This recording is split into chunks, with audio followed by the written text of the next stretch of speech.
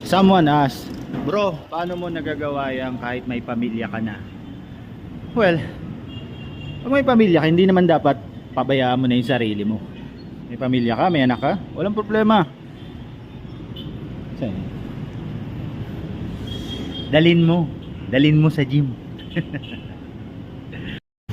Having a family doesn't mean na pababayaan mo na yung sarili mo.